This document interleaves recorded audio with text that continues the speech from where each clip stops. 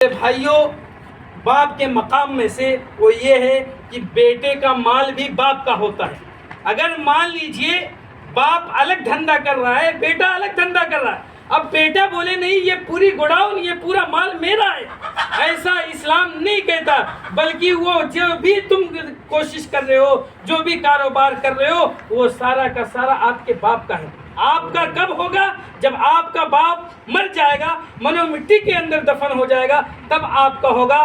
جب تک آپ کا باپ زندہ ہے، بھلے آپ الگ کاروبار کر رہے ہیں، ترقی کر رہے ہیں، لیکن وہ آپ کے مال میں، آپ کا مال آپ کے باپ کا ہوتا ہے میرے بھائی، یعنی بیٹے کا مال بھی باپ کا ہوتا ہے۔ عبداللہ بن عمرو بن عاص رضی اللہ تعالیٰ عنہ کہتے ہیں کہ ایک شخص رسول اکرم صلی اللہ علیہ وسلم کے پاس آ کر کہا، انی ابستاح مالی، میرے والد نے میرے دولت ختم کر دی ہے۔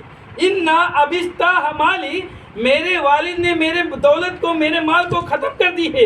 اس کے بارے میں آپ کیا فرماتے ہیں؟ آپ صلی اللہ علیہ وسلم نے فرمایا، انت و مالک لابیک، کہ تو و مالک، اور تیرا جو مال ہے، لابیک، یہ سارے کے سارے تیرے ابا کے ہیں، تیرا کچھ نہیں اس میں، دولت اور دونوں تمہارے والد میں۔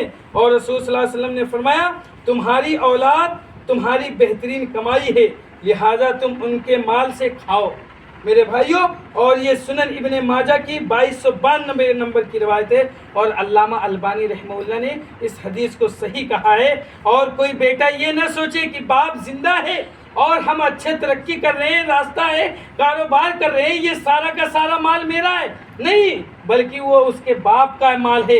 اسی لیے اللہ کے رسول صلی اللہ علیہ وسلم نے کہا، انت و مالک لابیک، کوئی یہ دعویٰ نہ کرے باپ کی زندگی میں کہ یہ میرا مال ہے، بلکہ یہ تیرے باپ کا مال، تو اور تیرا جو مال ہے، تیرا کاروبار ہے، تیرا بزنس ہے، وہ سارے کے سارے تیرے ابا کا، تیرا کچھ نہیں ہے۔ ابھی جب تک تیرا باپ زندہ ہے تب تک تیرا کچھ نہیں ہے، جب تیرے باپ کی وفات ہو جائے گی، تب جب اپنے حصہ لگانا تب لینا میرے بھائیوں۔ یہ باپ کی حیثیت اور اس کا مقام ہے ہمارے دین اسلام کے اندر۔